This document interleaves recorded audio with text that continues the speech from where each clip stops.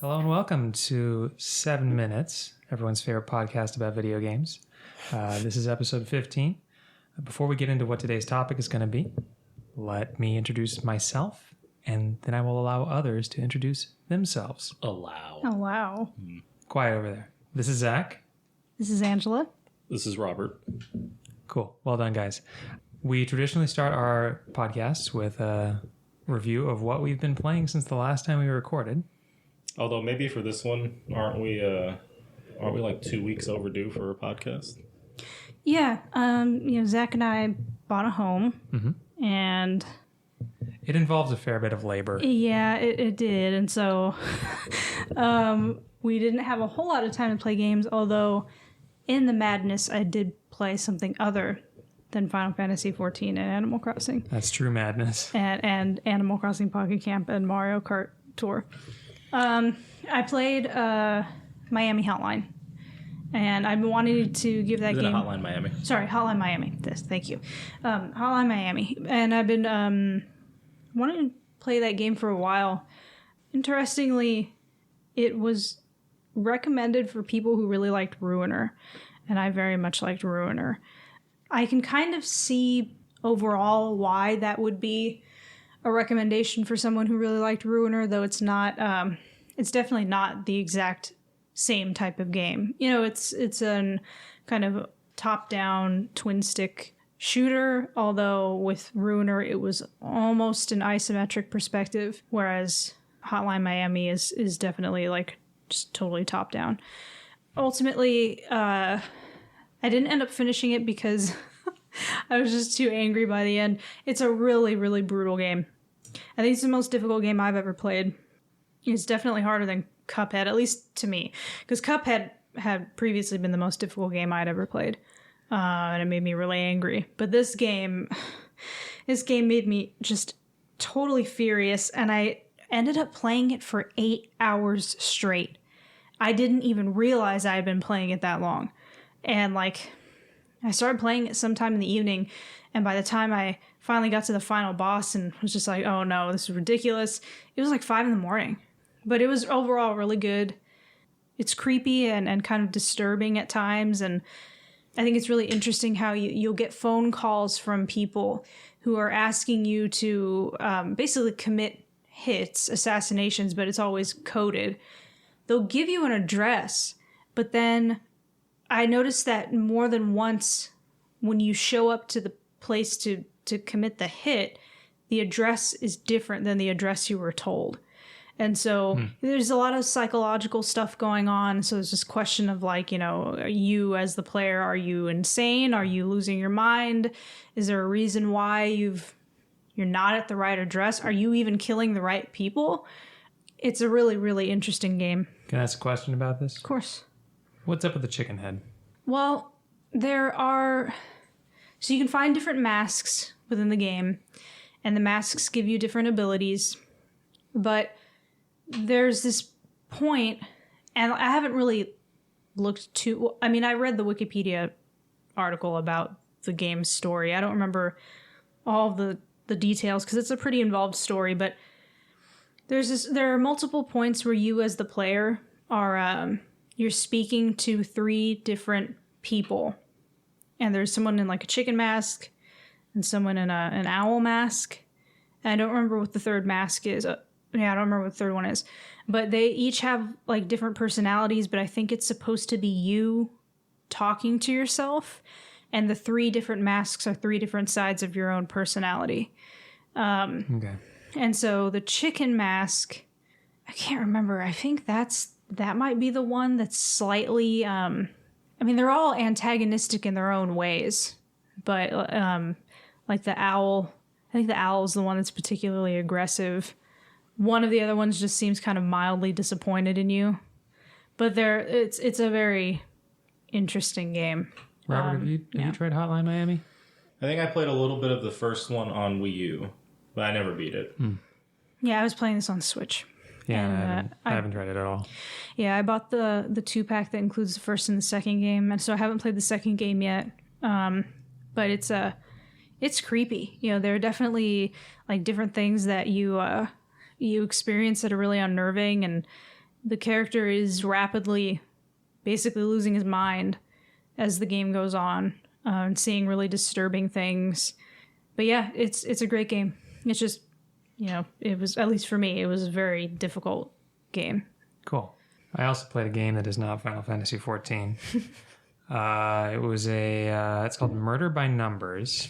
It's an indie game that was pitched as, and this is why I bought it, a cross between Phoenix Wright and Picross. And hey, I like Picross, and I really liked the first Phoenix Wright game, so it seemed worth a shot. It takes place in the mid-90s. There's a lot of like really obnoxiously loud styles that the characters are wearing. I think at some point I said out loud, why is everyone in this game a clown? It's very like, you can think of like Saved by the Bell, for example, just very loud fashions. You playing as not a detective, but as an actor who plays a detective on TV. And she gets let go from her contract. And then almost immediately after, the producer on the show gets murdered. So she ends up getting like roped into that. Kind of ironic because she just got fired from her job as a fake detective. And the Picross comes in because you have like a little robot buddy, like a flying old CRT monitor, kind of looks like. Mm-hmm. Its visual processor is damaged. And the way the game represents that is he sees something, and then in order to figure out what he's seeing, he has to Picross his way into understanding what it is that he's looking at. So it's kind of a cool way of framing that in the story. The problem with this game is that the Picross is not that good. Like the kind of like UI experience of playing through the Picross puzzles is fine, but the Picross puzzles are a little too easy. Like they're almost all 15 by 15 grids or smaller. I think there's 2 15 by 20 grids in the entire game. And the other thing that's really unsatisfying about the Picross puzzles is that they, ideally you do a Picross puzzle, and at the end, by the time you finish solving it, you know what you're looking at. You can even use that to help you solve the puzzle in some cases, where it's like, oh, I think I'm drawing like a small bird, like a sparrow. You can use what you know about objects in the world to figure out what you're building towards. And in this one, it just looked like a bunch of pixelated gibberish every time.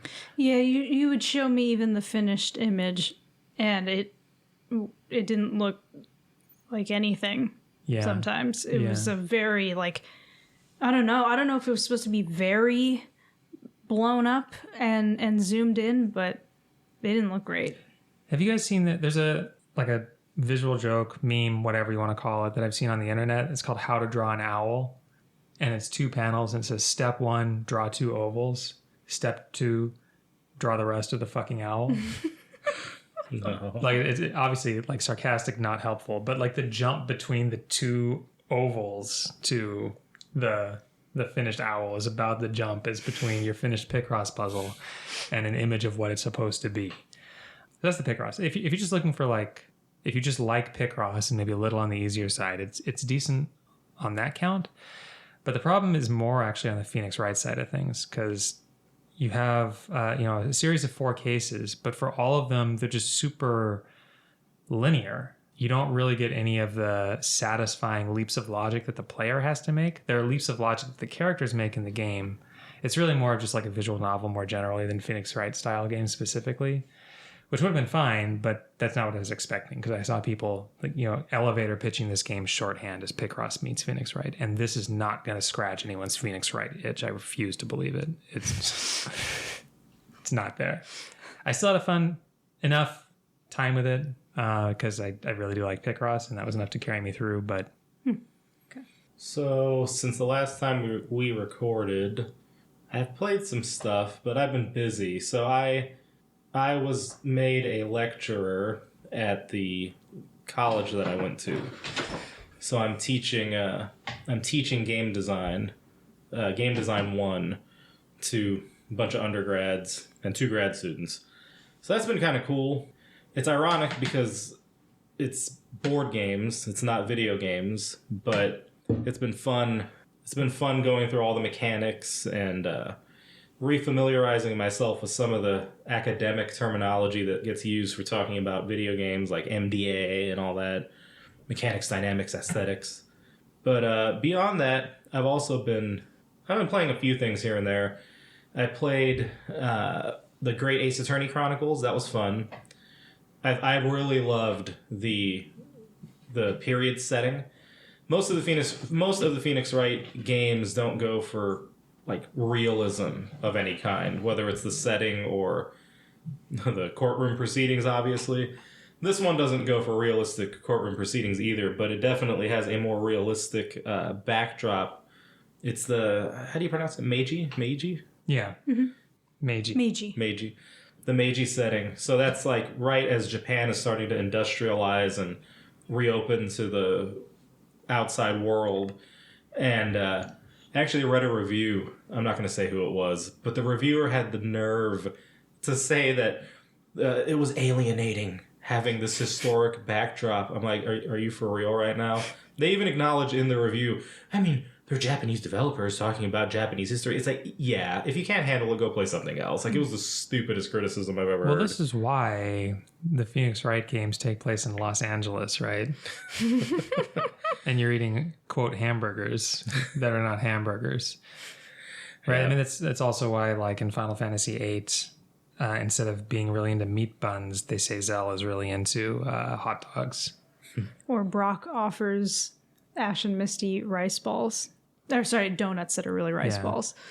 But there is like a segment of the North American audience that does have a hard time relating to, like, I have no sympathy overly for Japanese things. No sympathy for him or this reviewer who ostensibly is a professional. But anyway. And then the other game I've been playing lately is Sonic Colors Ultimate. So we got a review key in for that. And I thought it's really well done. My only complaints, because I played the original on Wii using the Pro controller. I didn't like playing with the Wii remote. So it feels the same to me in that regard. But they totally effed with the soundtrack.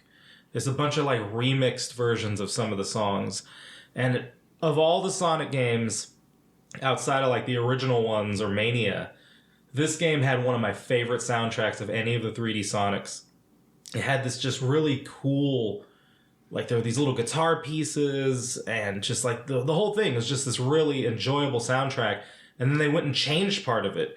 And so it really disrupted some of my enjoyment because there's certain levels where I'm used to the music sounding a certain way. And instead it's like this lesser version. And man, I wish there was a way to go back to like the default soundtrack. But other than that, it's a good remake of it or remaster or whatever. And then the last thing I've been playing, I'm going to say the name correctly. I pulled it up on my phone because I can never remember the number order. It's the Silver Case 2425.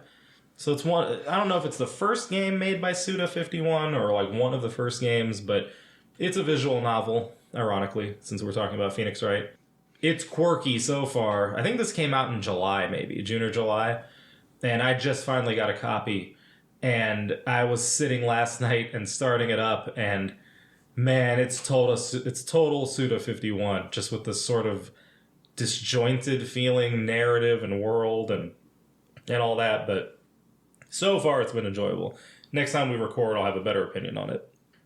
But that has been me. Cool. So, episode 15, what we're talking about this time is characters in games. And not really kind of a broad overview of characters in games in general. We're talking about some of our favorites. Heroes, favorite villains, well, there's a whole bunch of characters that go into a game beyond the good guy and the bad guy. So, yeah, we're just going to be going around naming characters we like and kind of explaining why we like them, talking about them. Robert, want to kick us off? Okay. I have trouble with this because I love the Mario games, I love the Zelda games, but I think in terms of like favorite characters, it's neither of them. I mean, I love both, and we'll probably mention both during this, but despite the history of this podcast, there is no obligation to name Nintendo characters for every topic prompt. Anyway. Well, I'm going to stick with what I was going to say, because there are non-Nintendo characters I love too, but I think my favorite character is probably Samus from Metroid. I've always just thought Samus was super cool, and we talked about this, I think, in the last podcast we recorded, but one of the most enjoyable aspects about Samus to me is that she's a woman character, but like the emphasis is never really on the fact that she's a woman. And so it's cool because to me it's like the way she's portrayed, it's as though, I'm going to phrase this poorly, but hopefully I can explain it. She's portrayed as though she were a male character. Because a male character there's no focus on the fact that they're male. You know, it's not like, well, you know, you have Solid Snake and we're going to emphasize his maleness in some way, you know? And instead with Samus, it's just like they tell you she's the galaxy's greatest bounty hunter. And she goes on each of these missions and just beats the crap out of everybody. I think in Metroid Prime, one of my absolute favorite moments is when you're going through the various security logs from like the space pirates. And you slowly start to realize that the space pirates are scared of her.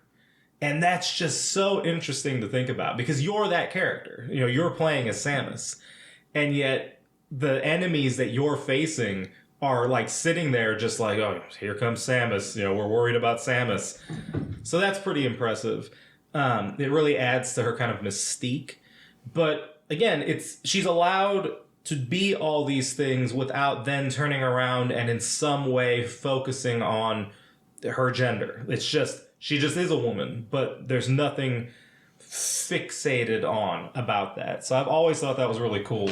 And of course her armor, you know, like visually that character is just so interesting because she's sort of like this hybrid of Iron Man and Boba Fett, like particularly with the helmet. So her look is also just incredibly captivating. And I think her stock, you know, the Various suit is pretty cool.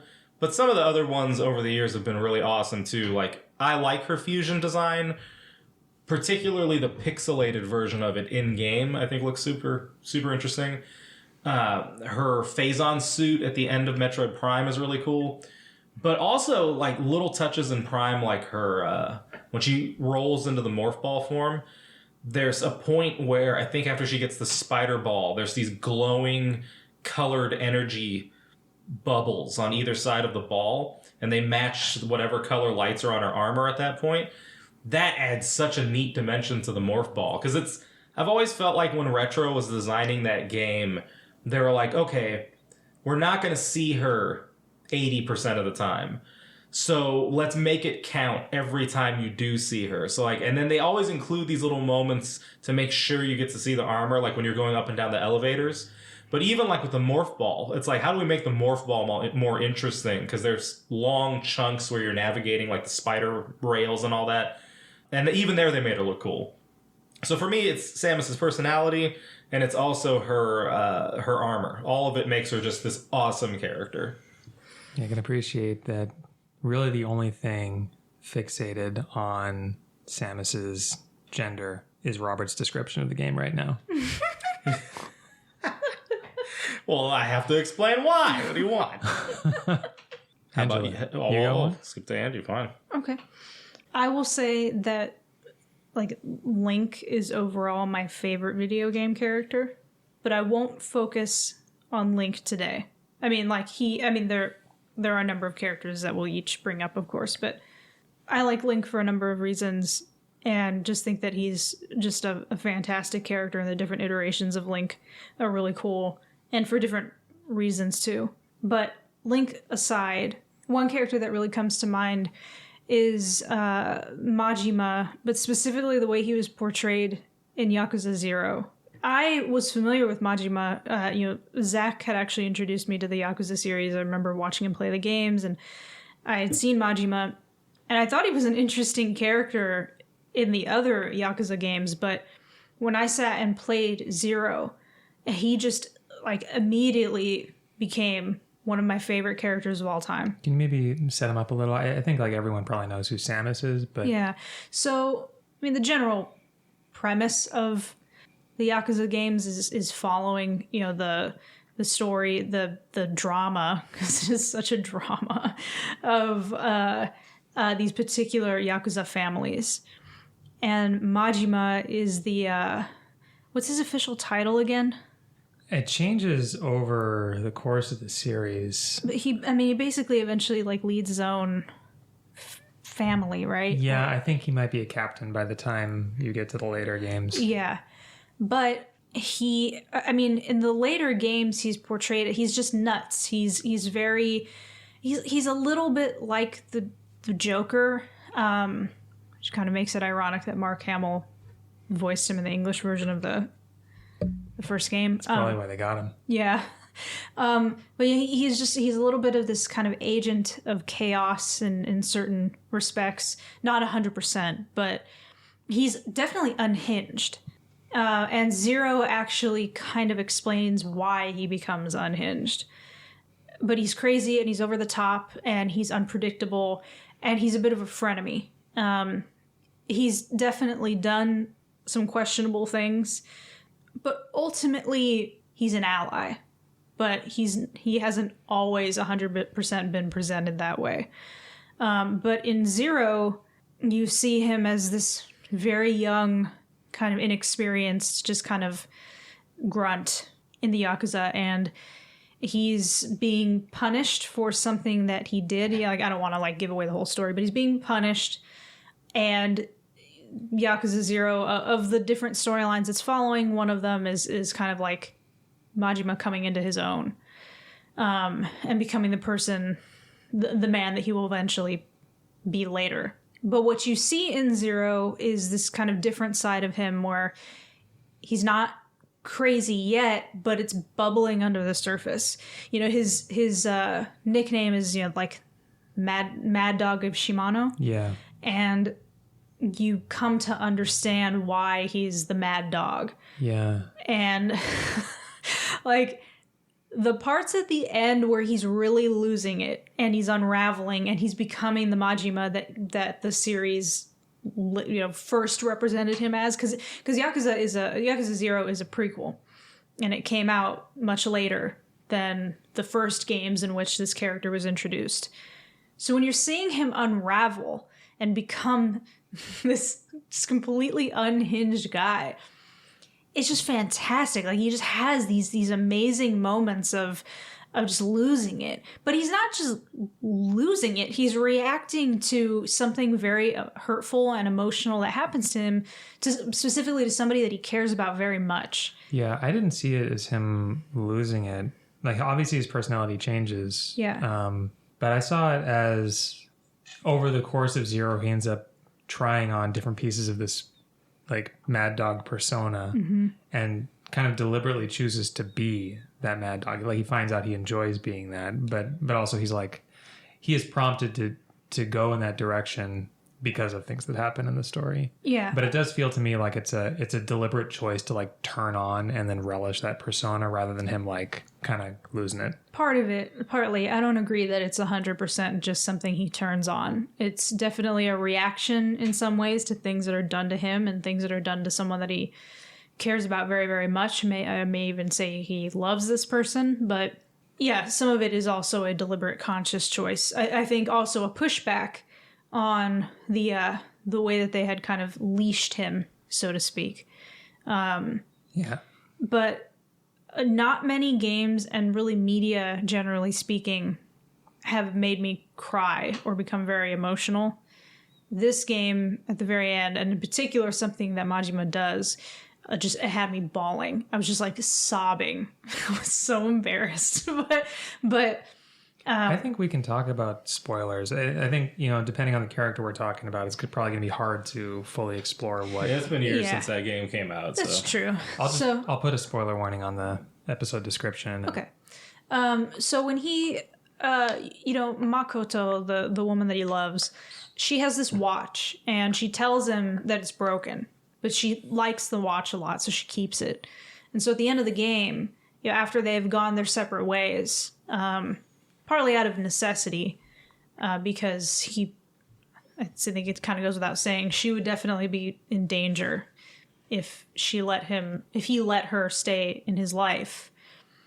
but he leaves her watch. He has the watch repaired and then leaves it for her in the empty lot, which is what the whole game is centered around. It's where the game starts. It's where the events of the game get kicked off, and then where the game ultimately ends. He leaves the watch for her repaired, and she finds it. And it starts playing a little tune, a little melody or something. Either way, she realizes it's fixed, and she starts crying because she knows Majima did it. And she's thanking him even though he's not there. She's alone in the empty lot. That was what made me cry. I mean, partly too because I wanted them to be together, but also it was just it was both sad. I mean, it was bittersweet, but it was very sad, but it was also very touching. Yeah, I mean, they're definitely the best couple in the Yakuza series, and I think it's one of the best. Like, obviously, there's a tragic element to it, but one of the best romances I've seen in a game. Yeah, I would agree. But it's just, I mean, it's a fantastic game. It's one of the best games I've ever played. It's one of my all-time favorite games. And in general, you know, the Yakuza series is a very interesting exploration into a lot of things, but especially like into men and masculinity and what, you know, like kind of more traditional masculinity and representations of men, and both the good and the bad at that. And, you know, especially to the way people like to kind of knock down men these days and knock down masculinity. It is a very interesting exploration into male relationships, friendships, how important those are, and just different kind of an interesting exploration into the male psyche in a lot of ways. But it's just a fantastic game. It is amazing, and Majima is a really great character in that game. Look, I won't pretend there aren't any Yakuza characters on my list to talk about, but let me not jump straight to that. My favorite Final Fantasy protagonist is Squall from Final Fantasy VIII, who is a bit of a loner and really kind of like uncool and bad at expressing his emotions. And I remember thinking at some point in my life, like, I really should have outgrown Squall being my favorite character by now. But like, I don't know. It's, at some level, I wish I identified with him less, but I absolutely adore him. I love in the game. He's got a past, which I certainly don't share. I'm also not, obviously didn't grow up a Yakuza or a space bounty hunter, but he grows up, he's orphaned, and he gets kind of traumatized by that. And the lesson he takes from feeling abandoned is that he can't ever rely on anybody for help because they'll leave him. But you get what feels like a really realistic rendition of somebody who just keeps pushing people away because he's convinced that he has to do everything himself. So you get to see him like display a kind of strength throughout the game. Like, he's much more self-sufficient. He's cool under pressure. That works until it doesn't. Like, there are a couple moments in the game where he has a breakdown, including one very funny one where the game kind of sets up a rival character. He's like a cadet at some military academy. He's got a rival cadet, Safer. And Safer becomes like really rebellious and just kind of disappears. And then the party hears that Safer has been executed, and Squall is like watching the rest of the group kind of talk about Safer and kind of eulogize him. They all have had hard histories with Safer also because he's been such an ass to all of them. But Squall has this moment where he just freaks out. You just see thought bubble after thought bubble after thought bubble. He's like, is this how people are going to talk about me when I'm gone? Talking about me like a memory? And then all of a sudden it stops being thoughts and he just yells, like gesturing wildly in the room, I'm not having it. You're not talking about me like that, and runs out. So he's not quite that cool as a cucumber character. It's really like it's presented as like a way to cope with. He's no Majima, who can be very cool as a cucumber, especially as the manager of the cabaret club. Well, he's incredibly smooth and suave. Yeah, I mean, Majima definitely has his outbursts too. Well, for sure. Like when he bursts into the room and he's like something like, you. What does he say? Like, It's talking about like his body count. This is something like you fucks don't even. Oh, you fucks won't even add to my body. Yeah. Like you'd be a rounding error Yeah. on the pile of bodies that I left behind. Yeah. No, that's great. That's great. But yeah, I mean, obviously, like over the course of the game, I appreciate seeing Squall grow to rely more on other people and to open himself up. I'm not crazy about Renoa, who is the romantic pairing for Squall, but I do like how she changes Squall. Yeah, I just like Final Fantasy in general, but Squall in particular, I find really relatable, really funny, and he's a bit of a disaster in a way that none of the other classic Final Fantasy protagonists are. Maybe Noctis is kind of a disaster too, but yeah, no, I love that guy. Robert, you have another one? Well, I do love Solid Snake. I actually don't really care much for Big Boss. You know, they're sometimes kind of treated almost like they're the same. It's like they're not the same character. Like, Solid's different. They're obviously similar to one another, and they look almost identical.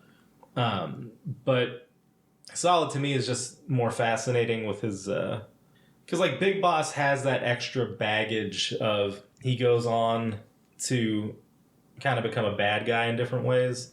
And whereas Snake is always just trying to do the right thing.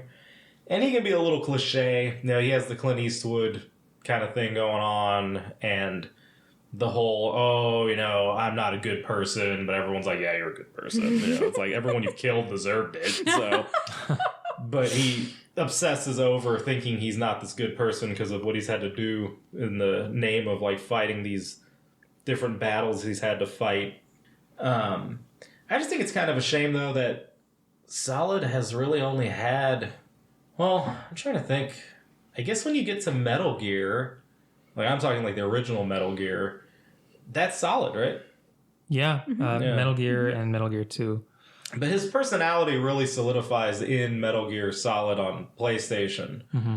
And you really only get 2 games of him. You know, you get that, and then you get Metal Gear 4. And between those 2 games... Well, no, I guess I'm forgetting Metal Gear Solid 2 as well. Those trio of games with him, he's really entertaining. And, I don't know, part of it... See, I'm weird. Like, there's character moments that draw me to characters that I like and all that. Part of it, though, is the visual aspect of it. I just think Snake looks so damn cool. His sneaking suit in the first game is still my favorite. Mm-hmm.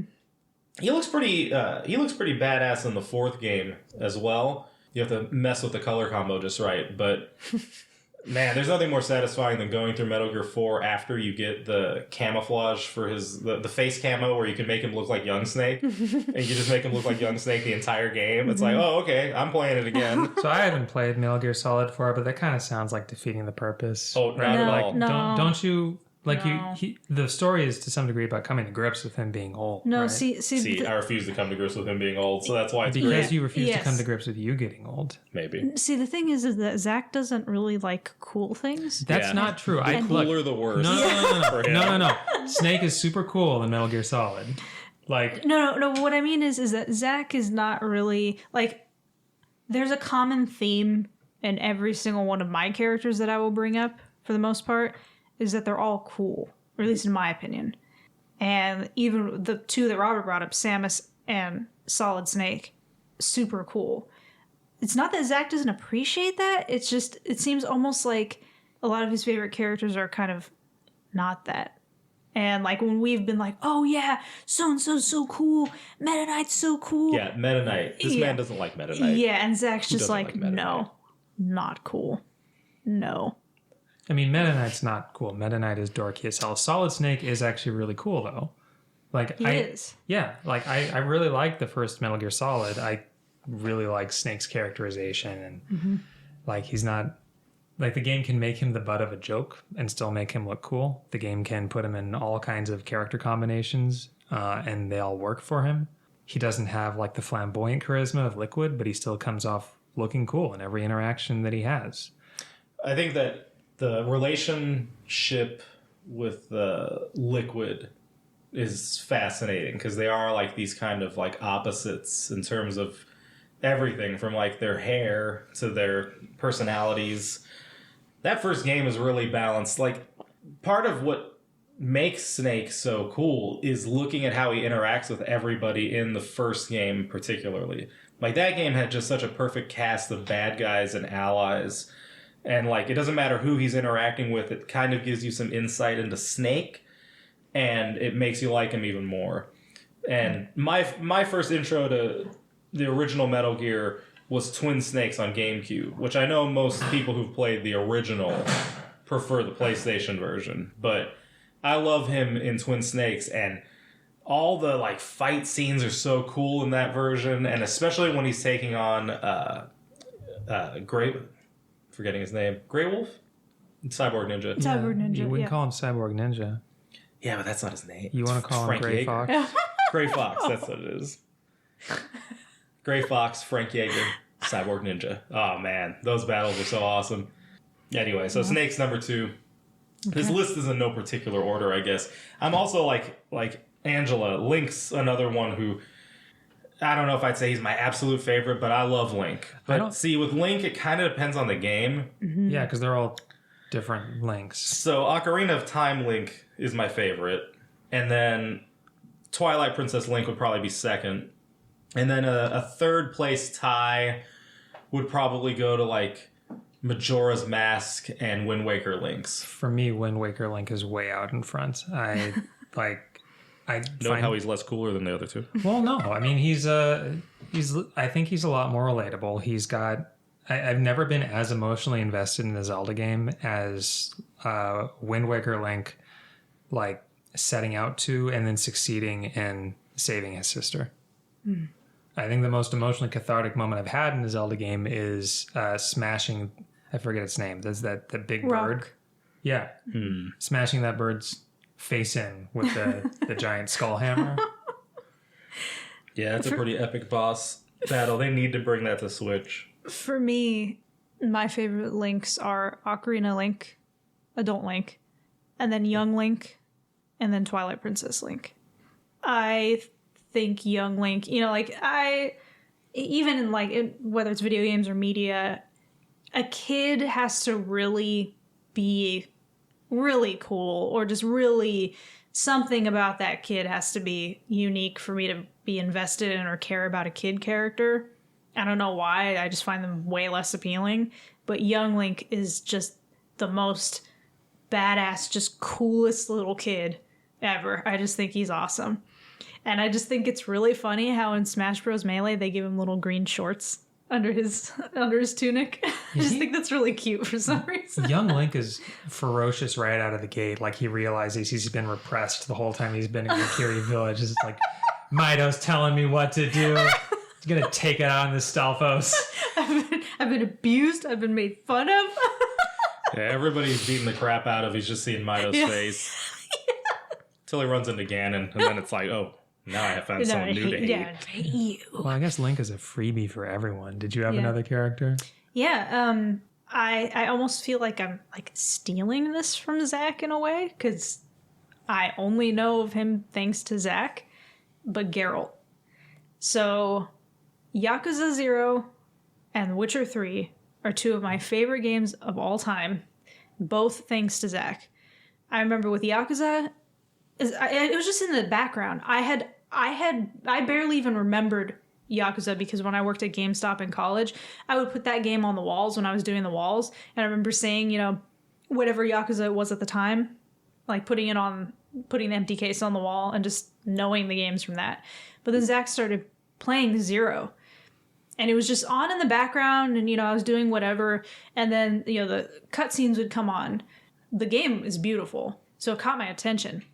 But then I started, reading the subtitles and kind of getting drawn in. I was like, I think I want to play this game myself. This story is really interesting. And it was the same with The Witcher 3. Zack had it on, but I could hear it because everyone's speaking English rather than Japanese. And the voice acting is fantastic in that game. I mean, except for Triss and Dandelion. Awful. Trash. Geralt. And both trash characters. But but other than them, the game is just a solid 10 out of 10. It's just fantastic. And so that was another one where I ended up playing it myself. And Geralt is just amazing. Now, I didn't play the first 2 Witcher games, so I'm only talking about Geralt in The Witcher 3. He is amazing. He's another Clint Eastwood type. He is another Clint Eastwood type. Clint Eastwood's like my favorite. I don't really care for celebrities very much, but Clint Eastwood is he's almost anti-celebrity. He's such an interesting person. But no, Geralt is amazing. He just has this attitude. Like, it's almost hard to describe Geralt. He is a little sarcastic, maybe a lot sarcastic, a little bit of a smart ass. He also has a temper, but not like explosive temper like a Majima. He's like a quiet temper. Like when he's confronting Whoreson Jr. Mm-hmm. And he basically tells him very quietly, "I'm tired. It took a long time to find you. And if you don't give me the answers I'm looking for, I'm going to rip your balls off." And he just delivers it very deadpan. And he's threatening without, being like saber rattling threatening. He's also very interesting too, because Geralt has a sense of morality, although you as the player can choose, do you want him to be a good person, or do you want him to be more self-serving? Within a band. Like, it's not just, in some games, they'll make fun of like the dialogue options where it's all just like the same thing, but like nice sarcasm, right? Yeah. Or quip, right? Right. But there are some things about him that are pretty standard no matter what choices you make. Kind of like Geralt's really not willing to help unless the coin is right. And I think it's actually a phrase he uses multiple times, being, the coin is right. He does, although he's not honest with it, because like there are a lot of cases where he will do things out of the goodness of his heart, or because he thinks it's the right thing to do. But it is very interesting how he does have that sense of right and wrong, and he very much has a strong sense of right and wrong. But then there's also part of him that's just like, if you don't have the coin, I'm not doing this.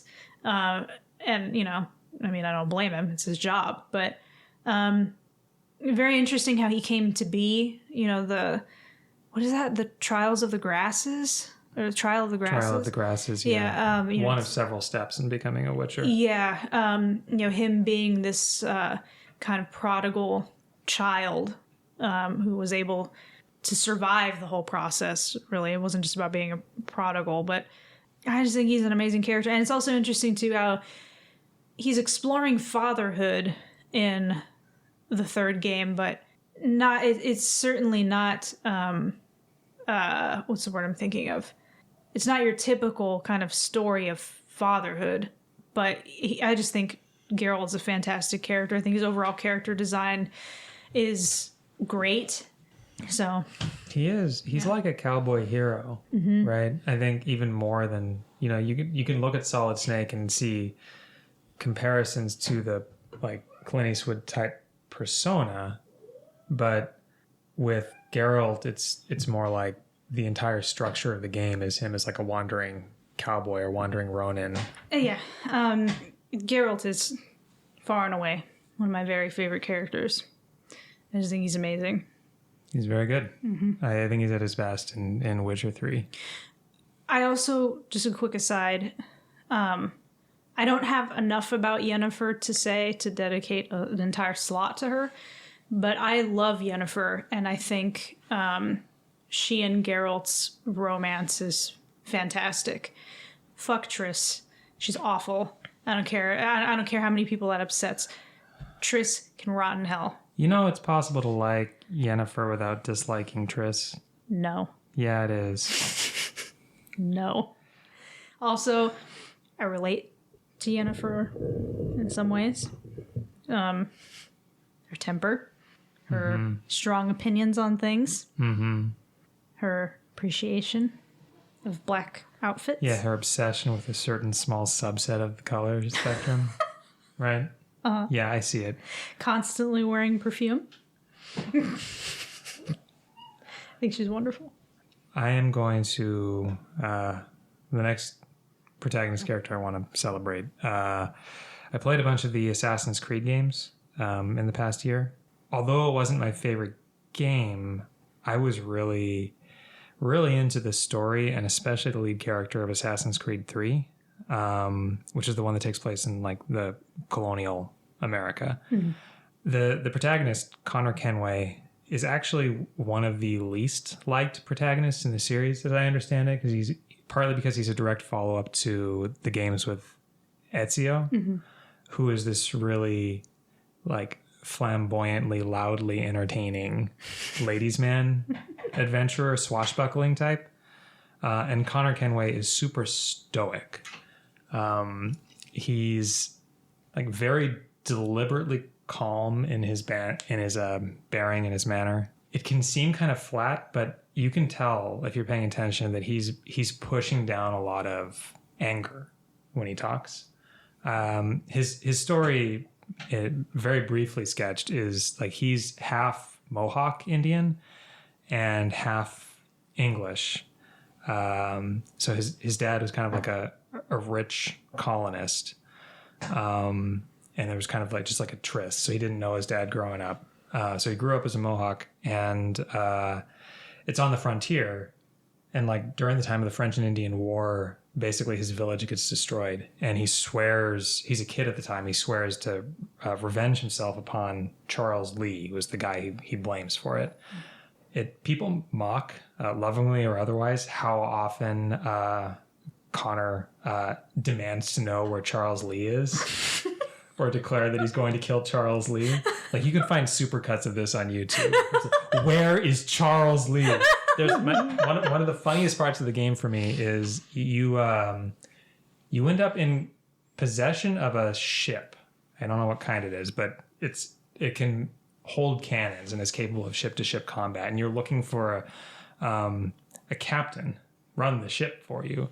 And you end up in some random bar in like, I don't know, Cape Cod or whatever.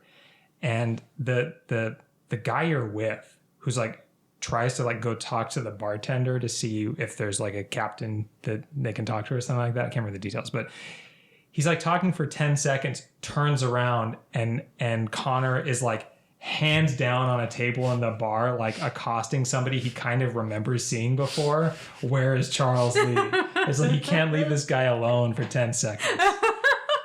But yeah, I really like the story. It's kind of got this like great American novel vibe where he's trying to like save his village, make up for the trauma, make up for like losing his mom in that attack, and allies himself with like George Washington and like the pro-independence colonial forces.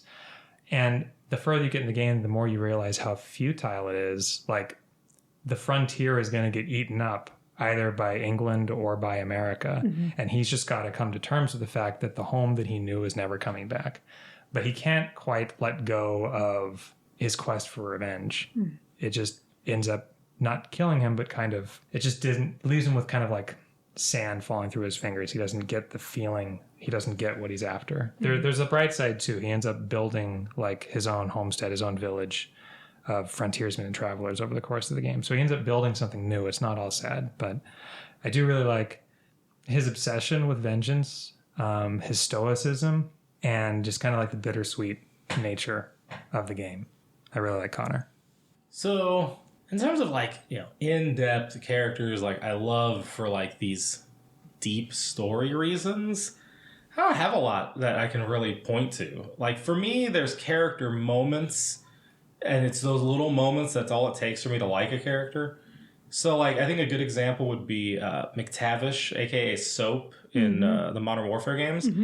So, Soap is one of the people you play as in the first Modern Warfare, and then he becomes, like, one of the, like, lead guys in Modern Warfare 2, who's, like, above your character. But, man, one of the best moments in that entire franchise of Call of Duty is when you go, I think it's the Gulag, and you're going to break out a specific prisoner. And so you are going in to break him out, and you're like, you go through the whole level, and it's incredibly intense. It's like one of the most intense moments or levels in the entire series. By the time you go to rescue him, you realize he's strangling somebody to death with the chains that are holding him. And then you realize it's Price from the first game. Now, Price was Soap's commanding officer. So as you're playing Modern Warfare 2, I don't think it's until that moment that you realize, unless you recall the first game, that the McTavish they keep talking about is soap. And so when Price sees him, he's like, soap? And you just kind of laugh because it's like, so Price's ass has been in jail for all this time in the frickin' gulag, but he's still staying, fit and deadly. And then McTavish, who's like a total badass throughout all of Modern Warfare 2, when he gets to Price still looks at him as like, oh, that's the guy who was under me. It's soap. It's just such a funny moment. But they're both so incredibly likable. And especially as you play through the rest of the game, both those characters are really well done. But then, like, Mario, right? So I love Link. Mario's another one I throw in. But Mario is like kind of a cipher. Mm-hmm. Especially in the RPG games. He has personality, but kind of doesn't. Mm-hmm. I think the personality for him and Luigi shine through the most in the Mario and Luigi RPG games. Oh, yeah. But a lot of butt wiggling. Yeah. Yeah, dancing, the fake Italian that they speak. The way they move their hands while they're speaking, too. Mario's another one where just like the little moments with him, like Super Mario RPG especially, went a long way towards establishing the personality that he does have. Mm-hmm. Because the 2D games, none of them really give you much. But then you get to that game, and he's just so cute and like innocent and good-hearted. And the interplay between him and all the different sidekicks are just so great. Especially when Bowser shows up. Oh my god, yeah. So Bowser is definitely on the list of beloved characters because he is just so maniacal and has this huge ego. And it's so funny when he decides that he's going to demean himself and team up with Mario. Yeah. But it's always in his own best interest. Mm-hmm. Even if it's like a larger situation like Mario RPG, where it's like, we're all going to die, so you have to, but it's still in his mind. It's like, well, I have to preserve myself. It's like, I can't admit I'm trying to save everybody. I also love that he is just so resentful that Smithy has kicked him out of his own castle. Yep. He is just so enraged by that. I also love the moments where Bowser's crying in those games, and it's comical, and like the tears, like one drops and then one raises. It's just so funny. Yeah, so that's another example of something. Like another character where Bowser, there's definitely been more characterization with him.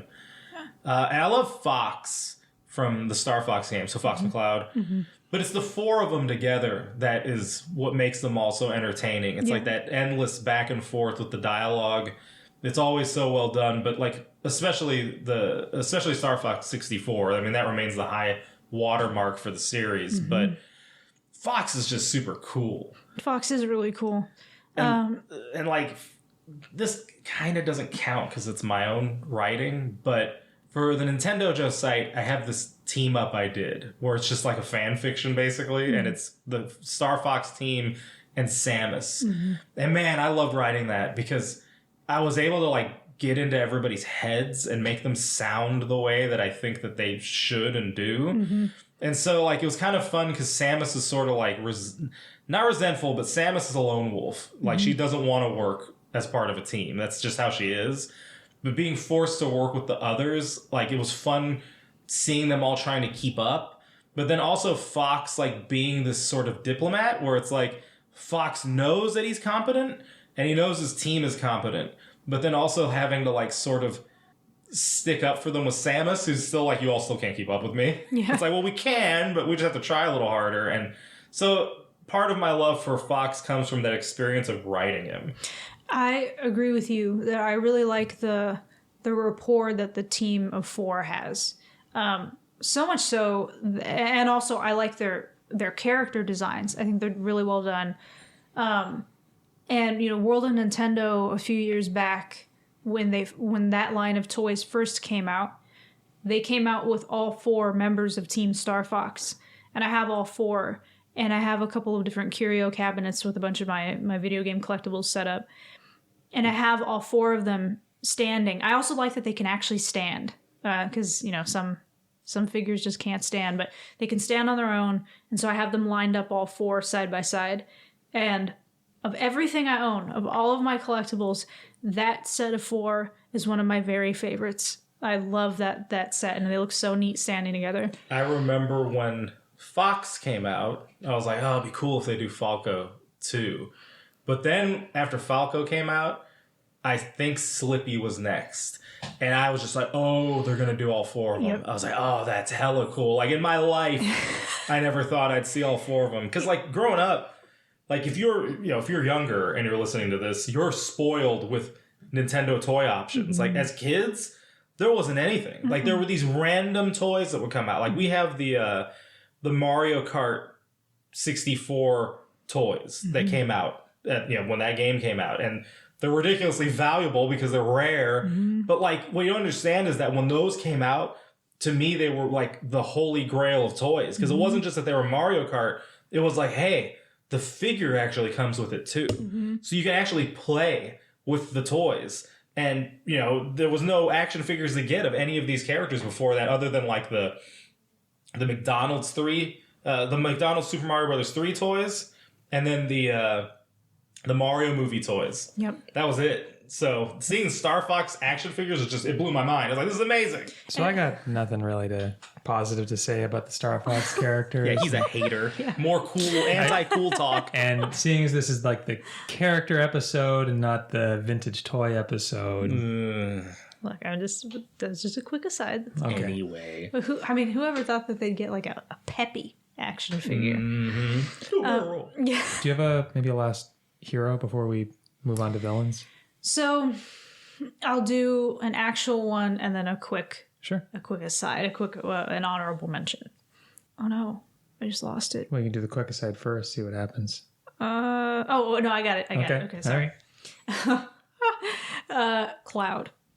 I like Cloud a lot.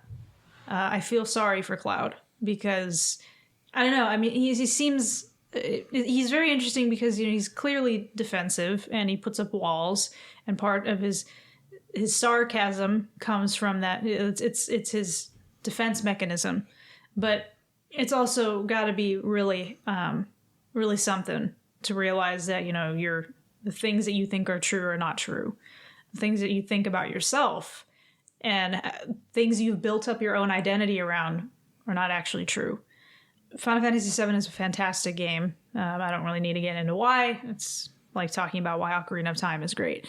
But Cloud in particular, I just found very interesting. And just some of the things he says are just so funny to me. His attitude is just really funny. And his relationship with Tifa, because obviously he's supposed to be with Tifa and not Aerith or Eris. How much of this podcast have you devoted to OTPs and bashing, tearing down the characters she hates?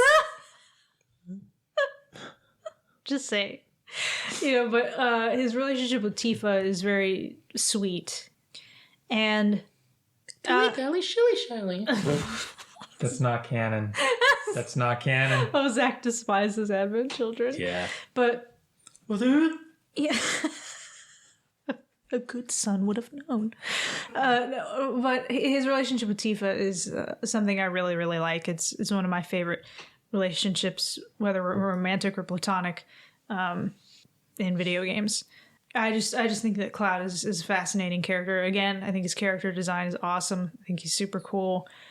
But just it's interesting playing as someone who is having this mental break. And is not he's existing under false pretenses. You see him having these moments where he's questioning things, and he passes out more than once, and he's not well. It's just a very interesting experience playing as Cloud. The honorable mention goes to Leon from Resident Evil. Yeah, I was gonna. If you didn't mention it, I was gonna say we have to make sure to mention him before moving on to the villains. Yeah, Leon S. Kennedy. It's weird how he's so much like a creation of the localization.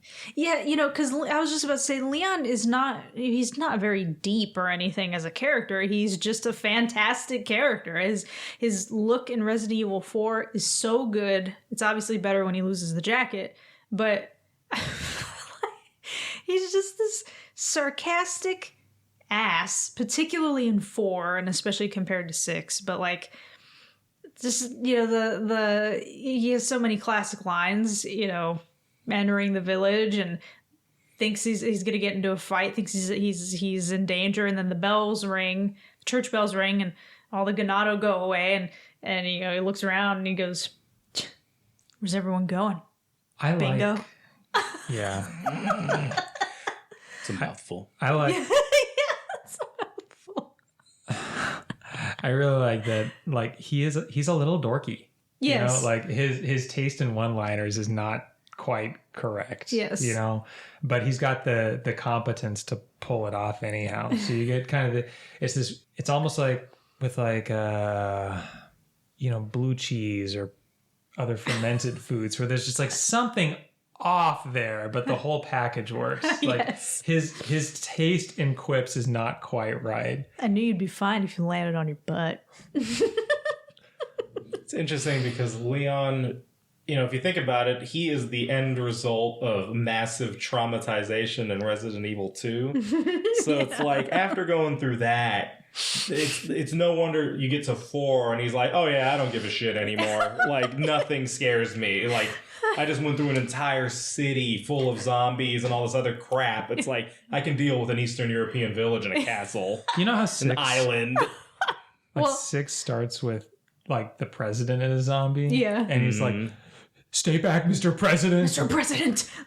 and like it's just ridiculous at that point. Because he's been through Resident Evil 2 and he's been through Resident Evil 4 and you're like, what could be happening here? Yeah. How this works. Maybe he'll get better. Dude. Maybe I can talk sense into him. Let me just get you some ibuprofen. Well, also Ivermectin. Now this episode of the podcast will have a COVID warning. I was gonna say or HCQ. No, when he I don't know if it's intentional or not, and I don't know if anyone's actually explained this or explored this, but Luis is clearly Luis, not Louis. But and then it's just so comical when Luis gets killed and he just yells into the air, Louis! It's like, is it supposed to be that he is, a little stupid and a little like just he also probably just doesn't care either Luis way. Pulls him close before he dies. It's Luis Gringo. It's Luis, yeah. But so that's. I've always thought that was funny because I've never known. Was it a matter of the directing team and the voice acting team not telling what's his name? I can't remember the voice actor's name right now. It's Luis. He's like vaguely Spanish, or them just being like, no, actually deliberately call him Louis, don't call him Luis. Or if they were like, it's a mistake, but it actually works really well with this character, so we're going to leave it. I don't know. All are possibilities, and I don't know if anyone's ever actually looked into that. But my guess is it was just sloppy, but I think it works. Yeah. Yeah, Leon. I guess, Chris Redfield should get a shout out. That guy punched a boulder. It never dawned on me until years later, one of my friends mentioned that scene at the end of Resident Evil 5. And they were saying, Chris punches the boulder. And I'm like, he does? And they're like, yeah. And so I think I just YouTubed it or something. And I'm like, oh, yeah. And like when you're playing the game, you go through quite a bit to get up to that point. And at least I personally wasn't even thinking about it. Like, yeah, just hammer the button, punch the boulder, get it over. And it's like, then later you realize he was punching a boulder. That's not how it works. Well, this is actually a good segue into our favorite enemies. Because speaking of Resident Evil 5, this is the moment our podcast is named after. Yep. And Albert Wesker. Yeah, he's all right. I don't know if I'd put him on my he's not on my top, but we can give him a little respect. A little respect. Okay. I do have 7 minutes. I do have one last. 7 minutes is all the time I have to play with you, Chris. All right, Zach. Now that we've said grace, very impatiently. Now that we've said grace, let's dig in to Zach's final hero pick, and I'm gonna loop it in with one of Zach's villain picks also. Okay. I guess a pair. Going back to the well of Yakuza. Look, I do like Majima a lot, especially in Zero. But to me, the heart of the series is undoubtedly Kiryu. Kiryu! I love that dude. He's Kiryu-chan. He's got he's got the right mix of gruff, angry, lunkhead, with idealist, with like goofy virgin. Like there's a lot of weird things in the mix of Kiryu's character. He's fantastic. They should have kept his outfit from the start of 0. I agree. He looked way cooler. I agree. I really do wish they would have kept that black suit because he was so cool. Was the 6th game made? Yeah, they couldn't keep it. They finally got it right after making the 6th game. Wait, why couldn't they keep it? Because that didn't technically come first. No. Oh no, sorry. I'm sorry. Maybe I misunderstood you, Robert. I thought. What I'm saying is I wish that in 0, like throughout 0... Oh, that he just kept the black suit. Oh, I just wish the whole series he was in that outfit. Oh, well, that too. So freaking cool. That too, yeah. All right. Anyhow, for me, I really like the whole series kind of romanticizes the Yakuza in some ways. Yes. But it also... remind people they're not exactly good people. Yeah, but obviously it criticizes them too. And I feel like Kiryu is a really good vehicle for that because he is kind of, the way I see it is Kiryu is like a representation of the romantic ideal of the Yakuza, like the tough man who's willing to do what it takes to protect the people he loves, to stand by his brothers, etc. Yeah. And then characters like Kuze from 0 are more like, not that I have ever interacted with the Yakuza, but I take that to be representative more of like the true face of the Yakuza, you know, kind of like ruthless, willing to hurt people, kind of relishes hurting people. Many of the characters in the Yakuza series are likable in the way that Michael Corleone and other people in The Godfather are likable. Like we're aware of the fact that they're organized crime, that the mafia in real life has done some very terrible, horrible things, but it's fiction. But I really like that Kiryu doesn't fit. He's a perfect protagonist because he doesn't fit in the world of the Yakuza, but he is strong enough and strong-willed enough that he can stand up to like the inevitability of the society around him and kind of like bend it to his will, which really fits with like the beat 'em up gameplay. It fits with like the preposterous stories in all of these games. And I really like him paired with, I wonder if I'd feel differently if I'd played the PS2 games before I played 0, but I really like the contrast between Kiryu and Nishiki, who is on my favorite villains list. Yeah, you know, he's not a villain in 0. No. But you get this contrast between the two of them where Nishiki, like Kiryu, is like a good guy at heart, but Nishiki is just weak. He kind of needs Kiryu in order to survive in that dark world. And at the start of Kiwami, Yakuza 1, following Yakuza 0, Nishiki commits a murder. And Kiryu decides that Nishiki isn't strong enough to handle going to prison. So Kiryu turns himself in instead.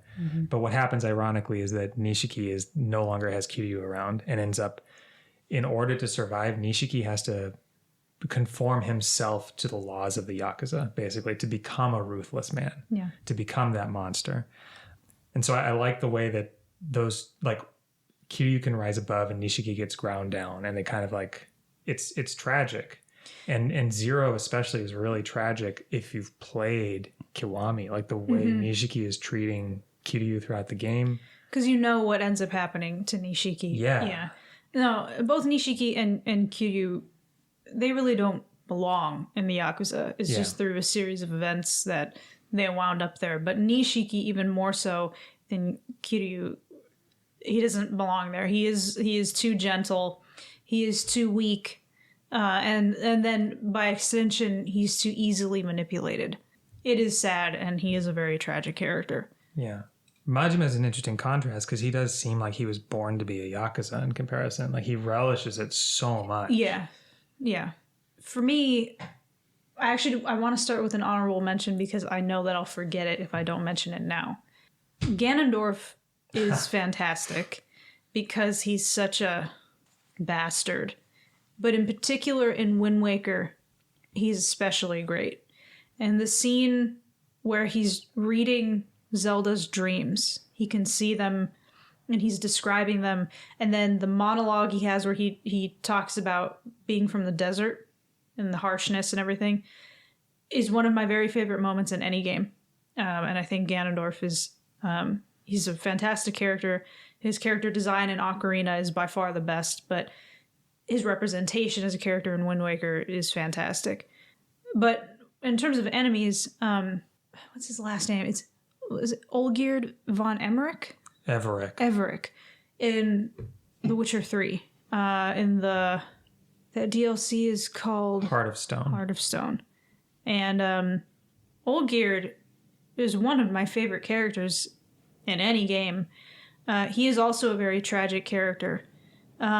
Someone who is very humbled. An interesting story about, not that this would actually really, not anything anyone really needs to be worried about in real life, but a cautionary tale against getting into a deal with the devil.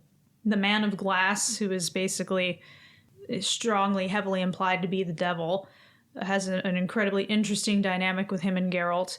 And he himself has a lot of really good moments. But Olgierd and... what is his wife's name again? Iris. Iris, yeah. Their whole entire story is just riveting. I look forward to doing the Heart of Stone DLC whenever I play Witcher 3, because the storytelling is so good and their story is so incredibly sad. Their run down, essentially haunted house, it is haunted by Iris's restless, angry, distraught, sad spirit. The dog and the cat that are basically demons that are watching over her. But Olgierd, and it's just so interesting because he definitely is remorseful, but at the same time, he almost isn't. Well, that's part of the curse, right? Is he lost his ability to feel. To feel, yeah. But even if he could feel, I don't know exactly, just given the kind of man he was, I don't really know that he actually would be 100% remorseful. And that in itself is tragic because he really did love Iris. And it's sad to think that despite loving her so much that he wouldn't necessarily totally regret everything he did and everything he did to her. His character design is fantastic. I love the way he looks, his outfit, even his hair that I would think would look stupid on a regular person looks really good on him. And his voice actor is amazing. That was such a good casting. And I think overall, like Olgierd, his character, his story, his whole entire arc, it's worth playing through Witcher 3 just so you can then do that DLC. It's really good. Yeah, it's actually, Heart of Stone is my least favorite part of the game on replay. But it's not because it's not good. I think it's like the strongest story in the game. It's just a more story focused, less like combat focused. So it's like the balance on replay is a little bit, I don't know. I also like kind of creepy, what's the word? Macabre things. So it really speaks to me there. But yeah. No, he's great. And you look at them as a pair also, Olgierd and Gaunter. Yes. But even just either of them on their own are really strong. Yes. Yeah. One enemy or bad guy I really like is, I do like Revolver Ocelot. He's fascinating in the first game because he's like the maniac torture expert or whatever. But I especially love him in Metal Gear Solid 3 when he's interacting with Big Boss that entire time, because like there's this sort of weird relationship right off the bat where you can see Snake is amused by him because he shows up with these stupid... Well, actually, I think at first he just has some normal, like, Beretta-style handguns. And Snake tells him you'd be better off with a revolver. He takes it to heart, what Snake tells him, because clearly something about Snake is appealing to Ocelot. And so, like, establishing that whole history in that first... well, not first game, but the third game, but... chronologically, it's the first story with all of them. And so you just see this interesting evolution of the character throughout the whole series. And then the third game, I love how he shows up with the revolvers later, but they're like these ornamental revolvers. And Snake makes fun of him and is like, what's with all this extra crap basically all over your guns? Like, just get some normal revolvers. And then that's what he ends up using throughout the rest of the series. But then, there's the complexities of the weird double, triple agent stuff going on, because in Metal Gear Solid 5, Ocelot's actually helping you, and he's on the mother base, assisting, like, with training everybody and whatever. But he's always just so fascinating and always really well played. No matter who's doing the part, because that one guy whose name I can never remember, he's in like every video game. He plays him in Metal Gear Solid 5. He does a good job with him. And then, he's one of my favorite enemies. Oh, and in terms of Ganon, it's fascinating because Wind Waker, when it came out, was supposed to be... I got the sense from that game that they really thought they were going to start doing something different with the Zelda series because they leave Hyrule underwater and we're going to go find our own Hyrule. And then you get Twilight Princess, which is exactly like the opposite. It's like, you're back in Hyrule and it's hyper realistic. But like the course correction from Twilight Princess, from Wind Waker is clearly intentional because people were just so outraged when they saw the Wind Waker demo. But like when that game came out, like you ended up realizing, oh, this is actually amazing. The art style really works. Now, I prefer the Zelda series to kind of go back and forth. I do like it realistic more than anything, but Wind Waker, after it came out, cemented itself as one of my all-time favorite Zeldas, and part of it is Ganon being so fascinating. What do you like about that Ganon? He just seems a little more nuanced than the other ones. Like that scene Angie was talking about where he's reading Zelda's dreams. And I don't know, like it's kind of funny when you get to the end, right? And you get into that final battle with him and Link, because it's like he's trying to murder a child. Yeah. Like he's straight up, like really feels like a child in that game. And Ganon wants him dead, but he also the way he fights in that final battle is so cool. It's so fluid and he's so intimidating. Yeah, very intimidating. Super cool.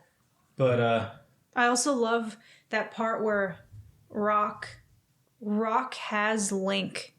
And you haven't officially seen Ganondorf, I think, yet. But he just gives the head, get the hell out of here. And Rock just throws him, just tosses him. It's just that little head movement by Ganondorf, that flippant, dismissive, I don't care what you do with him because you got the wrong kid.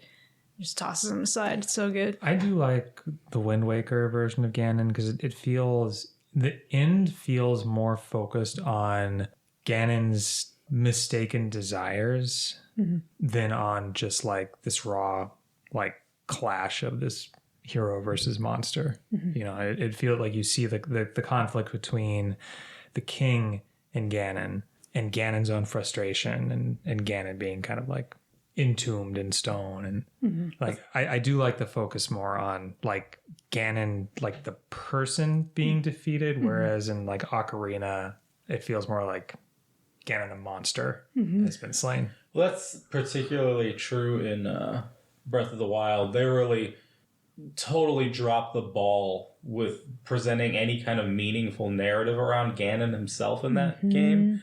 He's just the boogeyman, and like he's incredibly scary looking, especially at the end, where it's like this truly monstrous version of him, like not even like the usual pig monster Ganon. It's like he's this deformed creature, but you get like no insight into him throughout that game, so it's like it feels like such a waste, because even the storytelling in an earlier game like Ocarina of Time is certainly more advanced than anything that came before it, but there are still some limitations just in terms of like graphics and graphical capabilities and technological capabilities, but space but Ganondorf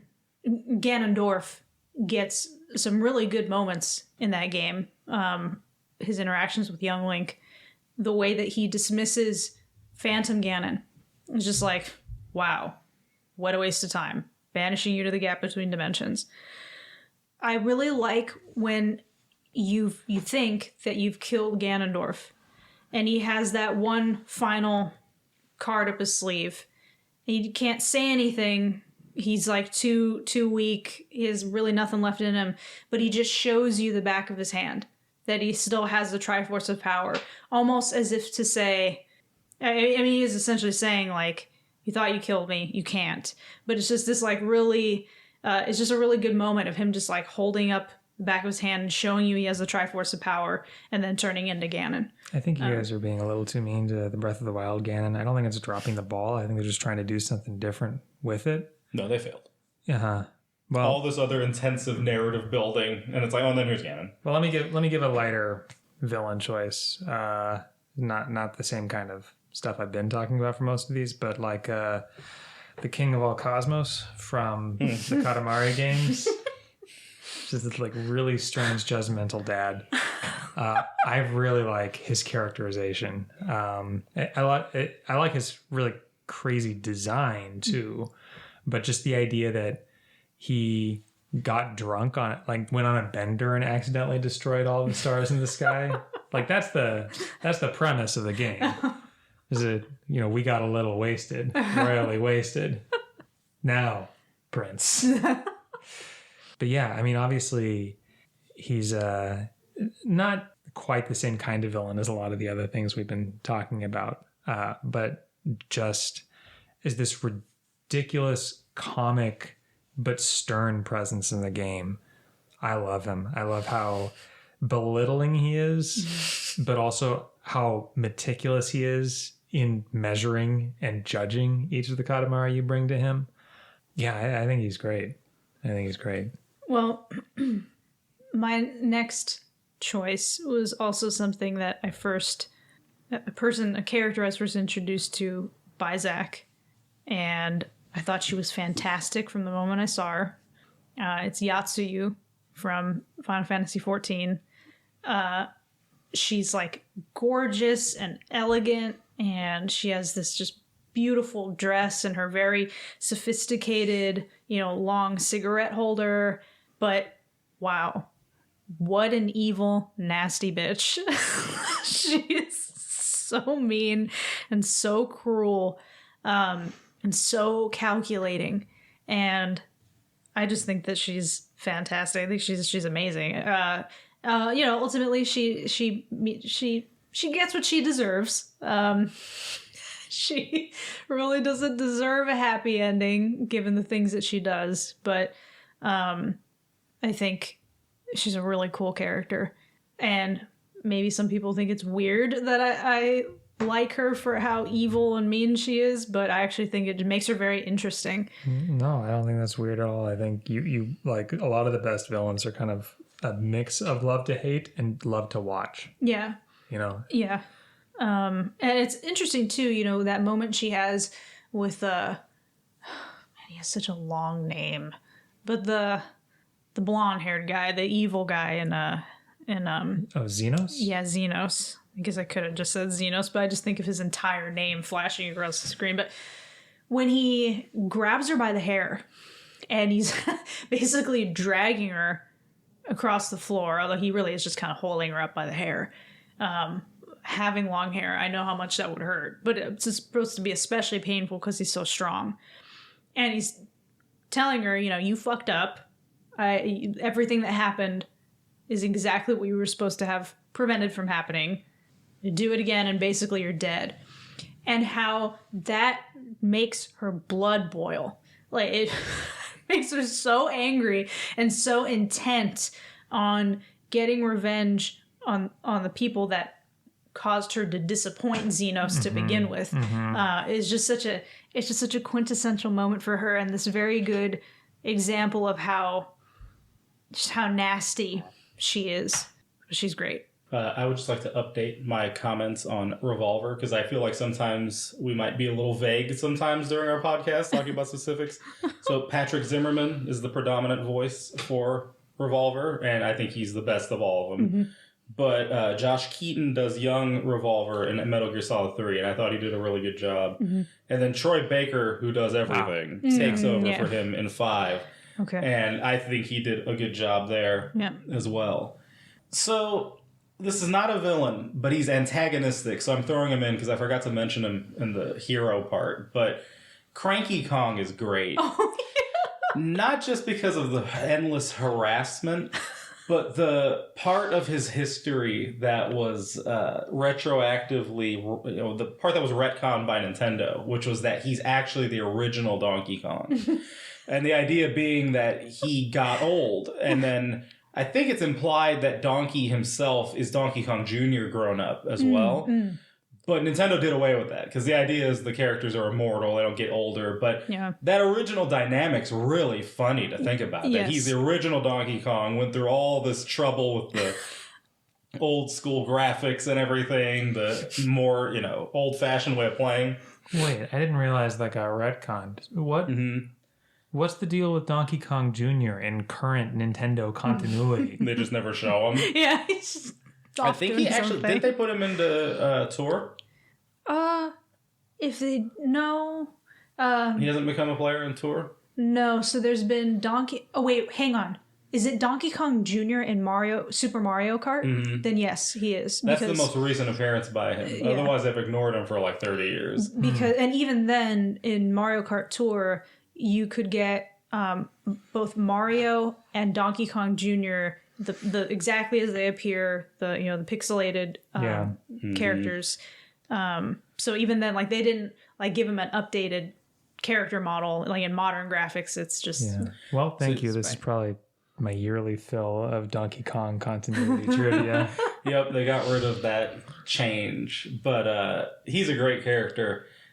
He was better when Rare was writing him because he had that British snarkiness, they still try to make him sarcastic and everything now, but he was a little more brutal in the Super Nintendo games. Makes you also wonder if he was a little jealous of Donkey Kong. Oh, I think so. Yeah. It had to be, with the shiny, beautiful graphics, and he's all old and decrepit. And then also not a villain, but I guess he'd be labeled an anti-hero. I like Travis Touchdown in No More Heroes. Mm-hmm.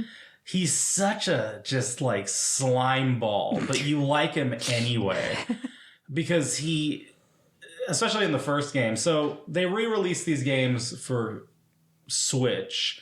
I have them on Wii, but I got them after the fact and never went back and like played them. So when they re-released the games for the Switch, I was like, okay, I'm going to try them finally. And man, that first game is just so fun. It's super irreverent. And then Travis is just like completely the opposite of any Nintendo hero. It's like he's unapologetic about just being rude and disgusting. And I'm forgetting the name of there's a female character in the game that he's just endlessly trying to get with. And it's problematic by today's standards, but it's still hilarious. Yeah, but anyway, he's cool, and it was interesting because when I was playing that game, something at the same time or round about that time brought Johnny Knoxville back into my attention because Jackass 4, Forever or whatever is going to be coming out. And they're all kind of from the same era.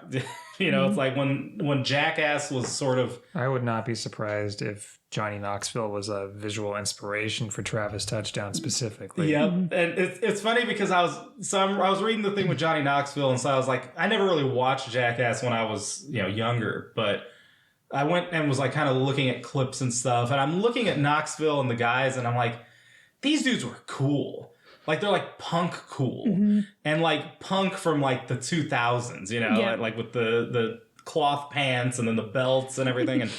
And then Travis totally has that vibe. And I'm like, Travis is cool too. He's totally like a guy from that era. But he's like a pathetic version of them. Like, he's deliberately pathetic. But that's the thing. It's like he's pathetic, but then he goes and like he can slaughter countless people. But he remains pathetic. Like, this is like the thing. Is like have you beaten this game? I've beaten this game. Travis is cool. Okay. All right. He can kill people with a beam saber or whatever it's called. Katana. Beam katana. Yes. Yeah. You wish you had one. I know.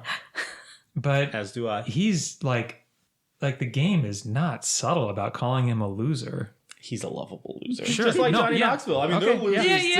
But it's like, but you still think they're cool anyway. Yeah. It's like the dude's like, the disgusting things they would do on that show. Yeah. It's like, but you still like them. Yeah. Like, I'm sorry. If I'm in a room with somebody who's telling me Travis Touchdown is super cool, I'm just like, am I on fucking crazy pills here? Like, what is going on? Travis is cool. Man, especially the Derek Robertson art for No More Heroes 3. Man, he made him look super cool in those drawings. So yeah, I'm adding him in there. I do have a Final Fantasy 14 villain that I want to give credit to, but I can't really go into it because Angela is still in Stormblood. Oh. And I can't spoil, like, look, I gladly spoil things for all of our listeners, but he has already spoiled enough Unintentionally, he'll be talking enthusiastically about something that's happened in Final Fantasy 14, and then he just lets something slip, and I'm like, I hadn't done that yet. Basically, what Zack's getting at here is he can ruin your day. He can't ruin the wife's. Yeah, yeah. You gotta get through the game, baby. I know, but we haven't been able to play in like the last 2 or 3 weeks Yeah, because you were dragging your feet even still. But yeah, anyone who's ever, like in the past couple of years, seen a list of like best video game villains knows there's exactly one Final Fantasy 14 villain that's made it onto those lists. The shock of white hair. Not going to go into it, but I do want to. Well, I mean, you'd probably say the name, right? It's fine. Emet-Selch. Yeah. Oh yeah, I mean, I've seen him in some of what I've seen you play, in the later expansions. Yeah. Yeah. No, I'm familiar with the character. I just don't know, any real specifics about him. But Yeah. A lot of Final Fantasy villains can be slotted into different tropes. Emet-Selch is, in that sense, not an entirely original villain, but I do really like the way he's presented. I like his sarcasm, his like constant air of superiority, but also like a bit of woundedness. Like he's sad because he can't have the thing he's so desperate to restore. And I do like the kind of tragic relationship between Emet-Selch and his world and the world he's in. And look, I don't want to get too close to spoiling things, but he's really good. For me, I don't know if she'd necessarily count as an enemy or even an antagonist, but she's certainly not squarely in the realm of hero either. But her from Ruiner. Puppy, the guy that you play as, has. I was actually disappointed because the outfit he's wearing, like the leather jacket with the like button-up shirt button all the way to the top button in the concept art, he doesn't look like that in the game. And it's unfortunate because he looks so cool in that concept art. But I almost can't even call him a cipher. He looks really cool in the game, but he has no, personality at all. Mm-hmm. Her is fascinating because she can be genuinely unnerving at times. Isn't she an AI? Is that right? Am I remembering that correctly, or was it not clear? No, I mean, she is a person. Okay. But she is not everything that she portrays herself to be. And she has these moments where she gets extra dark and pretty brutal. And, the art that shows up in the top of the screen when she's talking to you or she's speaking, she has these moments where she's like looking up in like this weirdo, creepy, evil kind of way. And she looks really unnerving and disturbing. But it's the way that she can go from like quirky and like kawaii and like very anime, and like, supporting you, like go get him, puppy, and like that kind of stuff, to being just like twisted and a little bit, not a little bit, but like very dark. And the fact that you really can't, even at the very end, you don't really know that you can totally trust her. She's super interesting. And so while she's not exactly an enemy or an antagonist, she's definitely one of the best parts of that game. How problematic is it that I don't have any women on my list of favorite heroes or villains? None. Not at all. Am I canceled? No. Okay. We can only hope. I'm about done with my antagonist list. I have one more on my list, Delita from Final Fantasy Tactics, but he's honestly... I realized in talking about Kiryu and Nishiki that in broad strokes, it's kind of a similar dynamic between him and... Anyhow, Final Fantasy Tactics has a great story, but I'm not gonna get into it. I'm about ready to move into like my odds and ends list, but I don't want to cut you off. If either of you have other villains you want to go over. No, I think I've had more odds and ends than proper entries myself anyway. Okay. No, I think I'm good. So the ultimate odd end is Shy Guy. He's the greatest Nintendo character. Did he just steal that? Were you going to say Shy Guy? Well, Shy Guy is my very favorite Mario character. Like, of the Super Mario franchise, no question. There is no character as adorable as Shy Guy. The mask, the body, the voice. It's so interesting how, despite, not talking, they do have some moments where they speak, especially in, like, Paper Mario. But, like, even that, like, they're just these just bizarre. The Shy Guys are bizarre, but they're so funny. And they do these unexpected things. And, like even like in the Origami King, the Shy Guy, I think he's called Laundry Guy. The Shy Guy who's sitting next to a washing machine and he's doing his laundry and he's reading a book. He's just so funny and he's just so cute. Yeah, I mean they're without question the very best of the Super Mario franchise. Are the best characters. It almost makes sense to compare them not to Mario characters but to like mooks. In like across different, right? Like it almost makes sense to compare Shy Guy more to like Bokoblin than it does to compare Shy Guy to Toad. They're kind of like the Mario universe equivalent of like what do they call the serve bots from Mega Man Legends? Where they're like minions. Yeah, all-purpose comedy minions, right? Yes. Yeah, I love the Shy Guys. I mean, Soap and McTavish kind of fell into this a little bit because I mean, like as characters, I like them, but for me, characters I'll fall in love with almost without needing a lot of provocation for it. Like I said, sometimes just visually, like that's enough. Like, what's the name of the character that looks like Boba Fett in Mega Man X? Oh, Vile. Yeah. Like Vile doesn't have much to him, but I think he's freaking cool, and like, so he's up there. Meta Knight's very cool. Mm-hmm. He's a beloved character. Wow, big old thumbs down from Zack over here. I love the dynamic between him and Kirby. And it's funny, too, because it's like Kirby's just running around in his weird little shoes. And then you have Meta Knight, who's all over the top with the sword and the mask and the giant cape. It's like, how do they fit into the same world? And yet, it works. Mm-hmm. Totally works. Yeah, the Kirby character dynamic with him and DDD and Meta Knight, like, I love how they're all, like, enemies but not. Like, more than probably anybody else in Nintendo's lineup. What is up with Nintendo and, like, the big fat comic villain? DDD, K. Rool, Bowser, who I don't know if this is like somebody that lived across the street from Yamauchi that he was just insistent that they keep making fun of every time they came up with a new IP. But what is Nintendo's issue with the big fat comic villain? Well, there's Ganon. He's not big fat and comic. There's Andross. I didn't say there weren't exceptions. Ridley. I didn't say there weren't exceptions. But well, I'm saying I think there's quite a few to go against this notion that there's so many. But there are so many. Well, there's 3 that we've named. Give us more. That's a lot, dude. That means it can't name anymore. That's a lot. And that's how Wario got his start, too. Like, they've turned him into a franchise. Like, maybe you can even count Donkey Kong as originating in this category also. Kind of. Right? He's supposed to be Bluto. It's weird. I guess.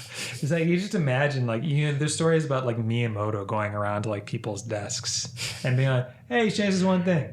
I just imagine, like, every time he finds somebody working on a new game, he's like, have you tried making the villain big and fat and kind of foolish? That's what I was going to say. It looks like just make him fat. Yeah. Wario is another one that deserves a mention. I love Wario. He's so bizarre. And then the evolution of him with the WarioWare franchise. Because he was, like, you have the Wario games after Mario Land 2. But then you get to WarioWare, and it's an explosion of his own weirdo side cast of characters. And then his bizarre company that he runs with these knockoff Nintendo systems that he makes. Like, oh, he's great. The weirdest... His catchphrase, have a rotten day. I can't believe I forgot. Sir Aymeric. in Final Fantasy XIV. Wow. Forgot him. Sorry. He probably would have gone under the, heroes The side. subheading of Links. No. But Links and Clouds. no. I think that he is a great character. I think his design is super cool. I think it's also, he can be a little frustrating at times because I think he's a little too idealistic and in an unrealistic way. But he has a great heart, and I'd definitely put him in the heroes category of characters I like. Mm-hmm. I think Lucas in Mother 3 deserves a shout out. I have a Game Boy Advance cartridge of Mother 3 that has the fan translation patch on it. Mm-hmm. So it's just an English localized copy of Mother 3, and that's how I've played it. You know how he transitioned immediately from I like this character to let me tell you about this object I have? Don't forget Zack's anti-object. I'm not that's why he's anti-object. fixating. He heard object and had to try to kill it. Anyway, so that's how I've played Mother 3. And I've gotten, I think I'm maybe a quarter of the way through the game, close to half. And man, it's another one where like I can't just give him a full-blown, character nod like everyone else I've listed. Because he's also a bit of like a cipher. Doesn't talk. Mm-hmm. But the story in Mother 3 is really interesting, and it's like oddly dark and really engaging. So what do you like about Lucas? Oh, he's easy to root for because he's like gone through all this, and he's looking for his brother, and his dad's gone, and all that. Okay. So Lucas is cool. In fact, I've spent more time with Mother 3 than Earthbound at this point, so I almost think I might like him more than Ness. Wait, have you not played much of Earthbound? I have not beaten it. Okay. All right. Well, if you get back to it, let me know what you think of it. Mm-hmm. I do have a couple of odds and ends characters to go over myself. One, I'm sure we can all agree on the merchant from Resident Evil 4. Mm-hmm. Yes. Yep. Not much to say about him other than the voice is absurd. The appearance is absurd. The idea of this merchant appearing everywhere on this island is absurd. The beautiful way the voice clips cut themselves off if you're rapidly going through his inventory. Yep. It's all great. There's one Final Fantasy support character I've always had a soft spot for, which is Rydia from Final Fantasy IV. She's a summoner. She's only like 6 years old when the game starts, but she's from the Village of Mist, where the residents there have the ability to summon monsters, and because of that, they're seen as a military threat. So the game kind of opens with the main character being essentially tricked into delivering a package to the Village of Mist that destroys the village. Rydia is the only survivor, and you end up having to save this girl whose mother you've killed. The whole village has like been destroyed because of your actions. And so Rydia hates you. Like she even though she can do black magic, she can't cast fire because she's so traumatized by her village being destroyed in flames. She's being forced to travel with this dark knight who is responsible for the destruction of everything she loved.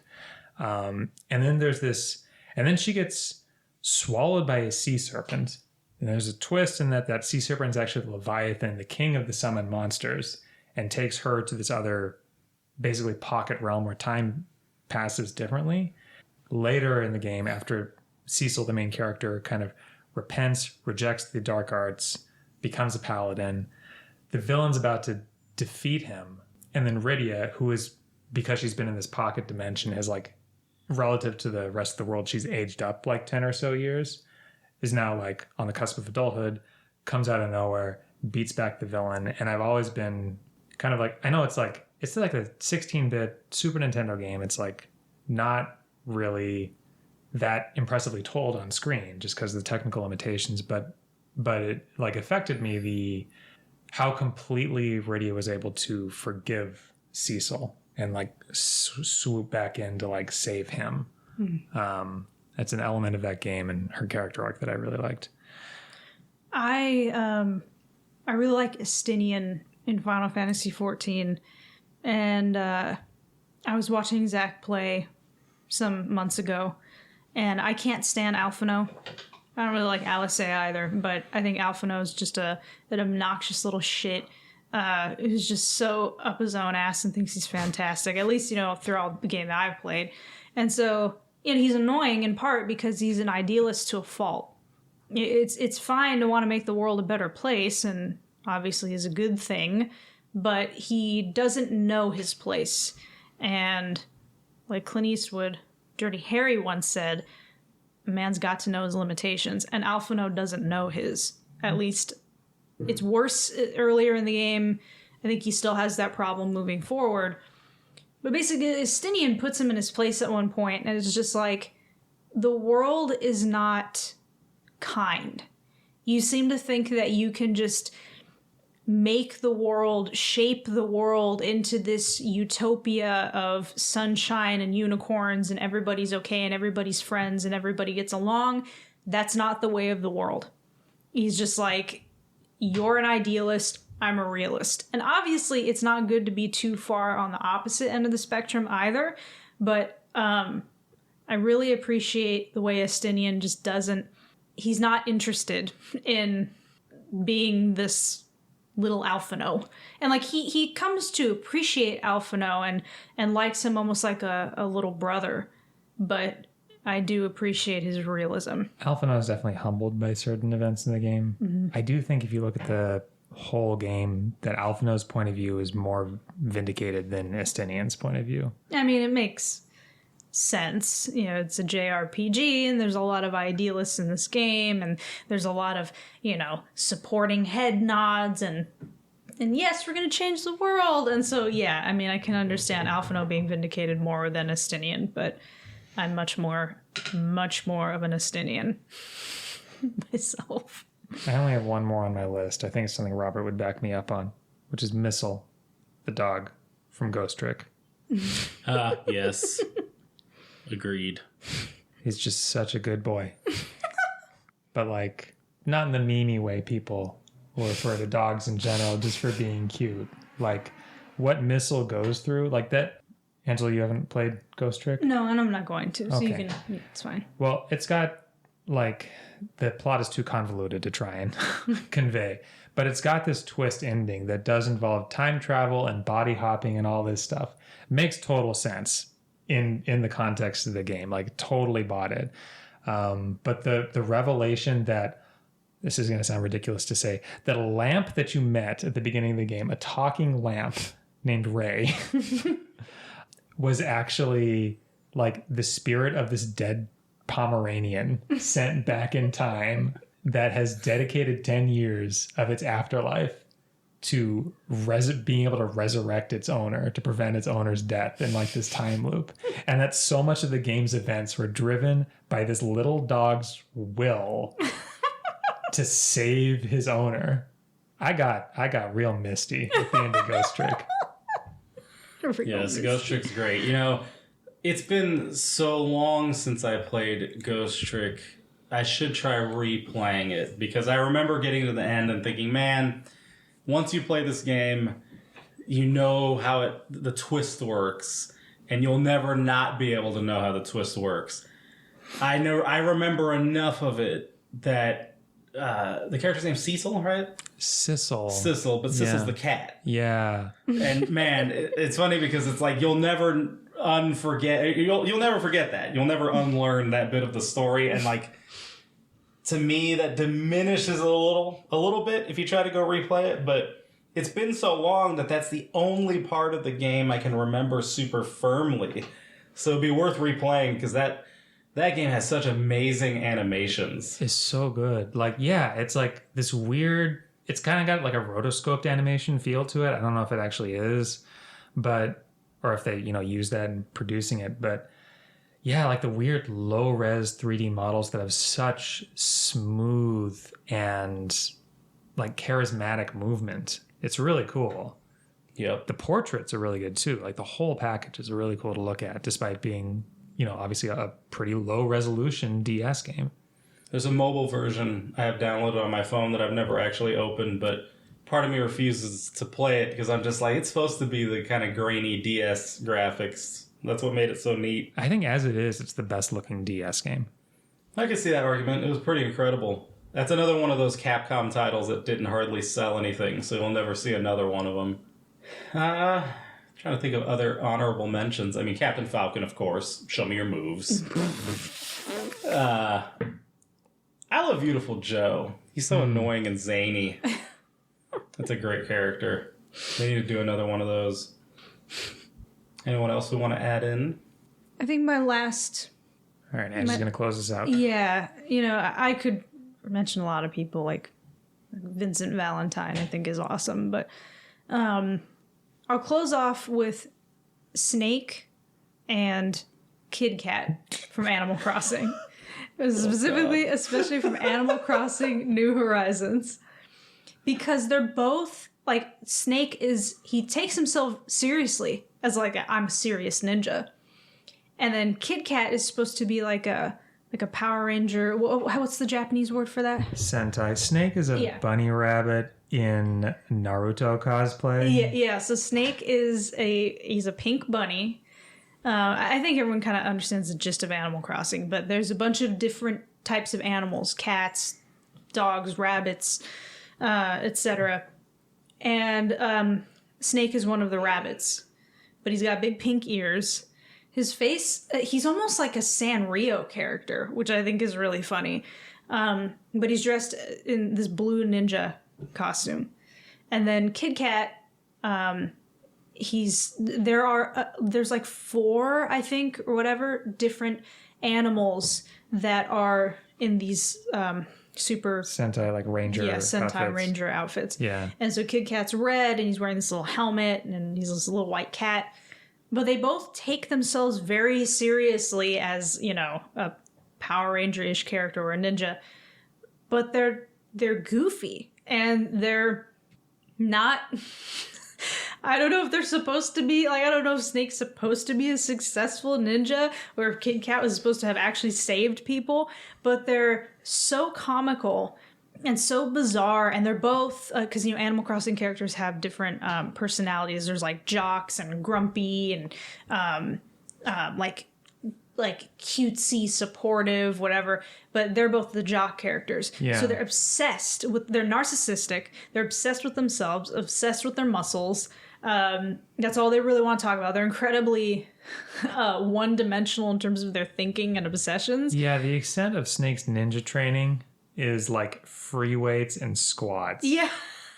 Yes. And it's funny when when your neighbors interact with each other and when you listen in on their conversations, because both Snake and Kid Cat, they're like not very bright, but they're incredibly kind and very well-meaning. But it's also funny how they consider you rivals, like athletic rivals, even though you're just the human character on the island. You're not buff. You can't work out. Like, the closest thing you could do is wear workout clothing and then, like, do some, like, yoga poses. Realistically, you've got to have some pretty defined back muscles after all that shoveling. And cutting down trees. But it's just funny how they just instantly hone in on you as your rival, as their rival. They call you your rival. And they're just so goofy and bizarre. And I love them. They're my 2 favorite neighbors in Animal Crossing. 3 cheers for the jock. Yes. All right, you've been listening to how many minutes? It was a lot of minutes this time. 7 minutes. Well, yeah, technically, but yeah.